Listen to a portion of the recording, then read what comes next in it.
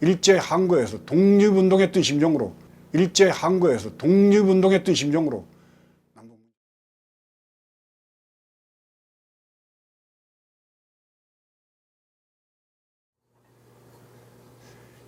2000년 6월 15일 그날의 감동을 아마 잊은 사람은 없을 거예요. 김대중 대통령께서 평양 순안공항에 내려서 북의 김정일 국방위원장의 마중을 받는 장면부터 해서 아마 이 대한민국 국민뿐만 뭐 아니면 북쪽의 조선민주주의인민공화국 인민들도 그렇고 프레스센터에 모여있던 수백 명의 기자들도 만세를 부르면서 환호성을 막 질렀던 그날의 감동, 감격 아마 아직도 잊지 못하는 사람들이 많을 겁니다.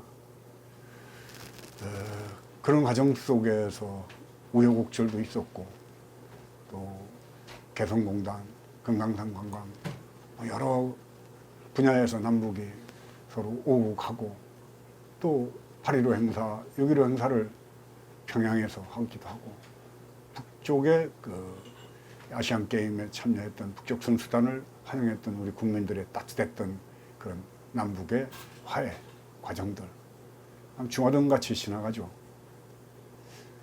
근데 지금 남북 관계 6.15 공동선언 20주년이 되는 이제 작금에 와서 아마도 6.15 선언 이후에 남북 관계가 이렇게 험한 상태까지 오게 된 거는 아마 이번이 처음인 것 같습니다.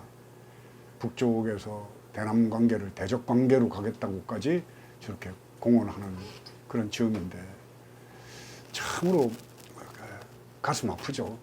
근데 6.15 선언 공동선언 20주년 되는 지금 즈음에 이렇게 대남 관계를 대적 관계로 바뀌겠다고 할 정도로 북쪽에서 저렇게 험한 말을 쏟아내는 이유의 첫 번째 직접적인 원인은 삐라 살포죠.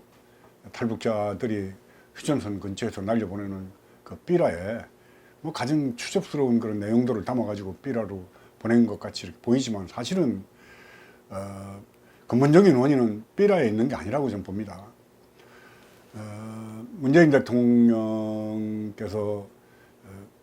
4.27 합의와 또 평양 능라도 경기장에서 있었던 9.19 합의 내용에 보면은 삐라 살포를 안 하도록 하겠다는 합의 내용이 들어가 있어요. 근데 북쪽에서 그 문제를 제기하면은 남쪽에는 표현의 자유가 있다.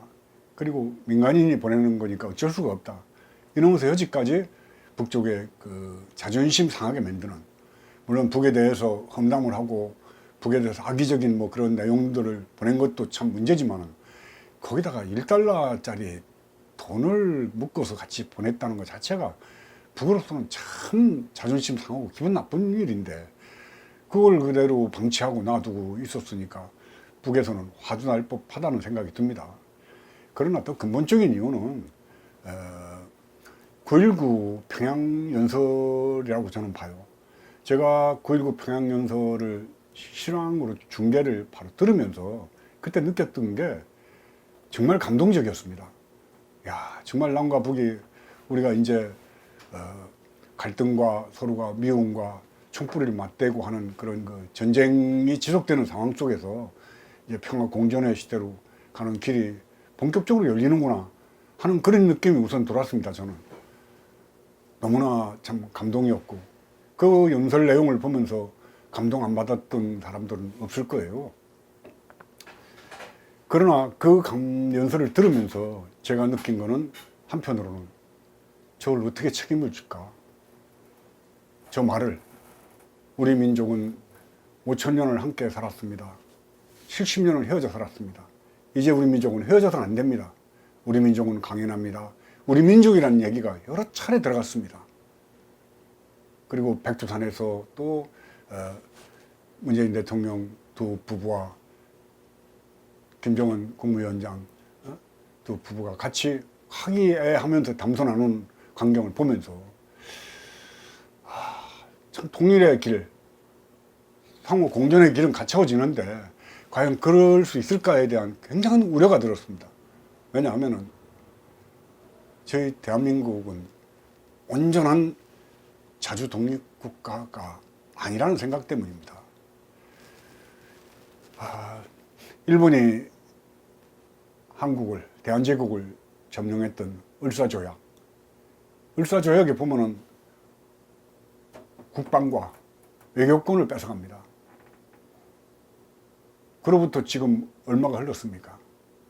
이제 100년이 더 지난 이 시절에 우리가 국방과 외교권을 우리 주체적으로, 자주적으로 행사하고 있다고 생각하는 분은 없을 겁니다, 아마.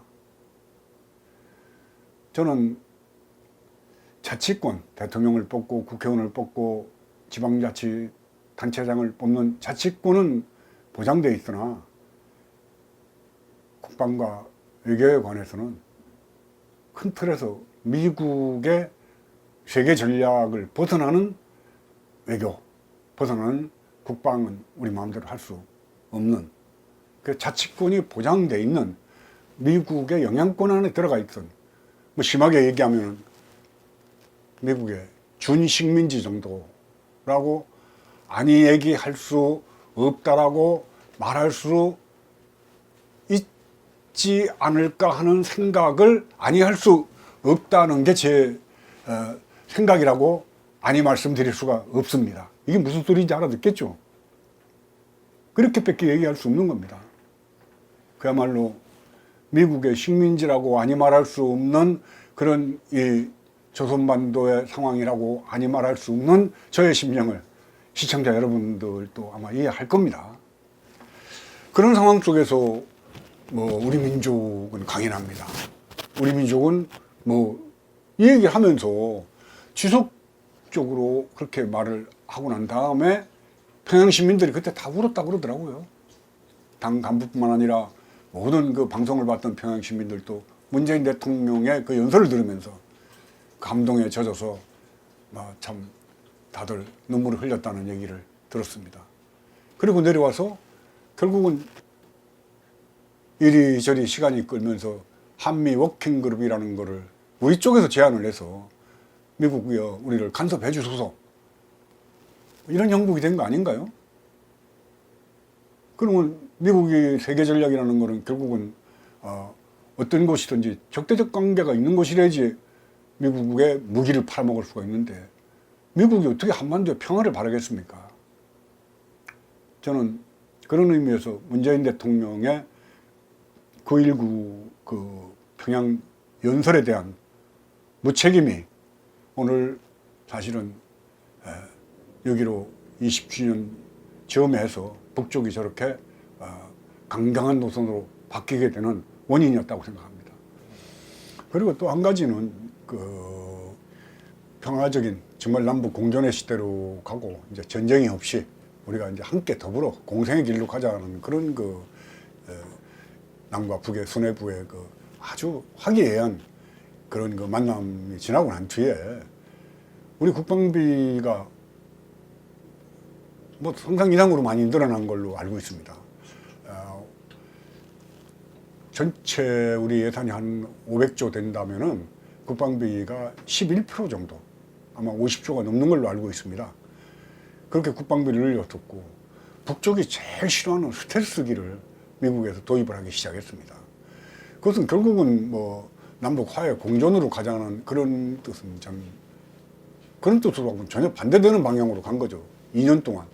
그러니까 북쪽에서는 기다리고 기다려도 남북 화해에 관련된 어떤 조치, 개성공단을 다시 시작한다든가 금강산 방문을 새로 연다든가 하는 이런 조치는 없으면서 군비를 계속 증강하고 국방비를 늘려갔던 남쪽의 그동안 태도에 대해서 북쪽이 더 이상 기대할 게 없다라는 희망을 버린 결과라고 저는 지금의 현실을 진단해야 된다고 생각합니다. 그러니까 지금 그 남북 관계 중요한 키는 북미 관계죠. 미국이 어떤 태도를 취하고 북쪽을 어떤 식으로 대하면서 나올 것인가에 대한 문제입니다.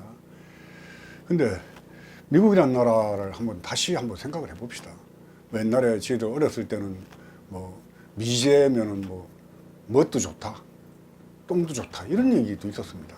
그렇게 미국에 대해서 숙미를 넘어서서 공미, 미국을 두려워하는, 뭐 친미 정도가 아니고 미국을 받들고 미국을 두려워하는 이런 풍조가 지금 아마 만연해 있다라고 저는 봐요. 소위 386 운동권으로 정치에 들어간 사람들도 미국에 대한 두려움 때문에 문재인 대통령한테 올바른 지원을 제가 안 하는 걸로 지금 얘기는 듣고 있습니다. 미국이라는 나라가 어떤 나라입니까? 뭐 우리도 코로나 때문에 온 국민이 고통을 겪고 여러 가지 불편한 생활을 하고 또 많은 분들이 돌아도 가시고 했지만 미국에 비하면 사실은 우리나라의 코로나에 대한 그 대책은 잘 진행하고 있다고 봅니다.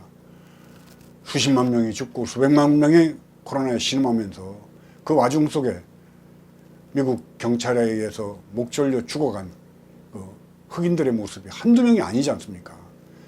저걸 선진국이라고 그러고 저걸 문명국이라고 그래가면서 미국 따라잡기 위해서 혈안이 됐던 그동안의 세월에 대해서 이제 우리 국민도 냉정하게 돌이켜볼 때가 안 됐나요? 우리가 5,000년의 역사를 자랑하고 또 조선왕조 500년 동안 찬란했던 문화, 고려 불화와 팔만대장경에 찬란했던 문화, 신라 천년 고도에서 가서 보면은 찬란했던 우리 문화, 이런 우리 민족이 왜 굴종하고 숙미가 되고 공미가 돼야지 되는지 저는 잘 이해가 안 됩니다. 이러한 그 미국에 대한 그 공포심을 극복하지 않고는 남북 문제를 풀어갈 수 없다라고 생각합니다. 다시 한번 6.15 공동선언 20주년을 맞이해서 험해져가는 남북 관계 속에서 문재인 대통령께 과감한 결단을 내려서 안중근 의사가, 윤봉길 의사가, 김구 선생님이, 김성숙 선생님이 이런 분들이 일제 항거에서 독립운동했던 심정으로 남북 문제를 풀어갈 것을 다시 한번 간곡하게 청합니다.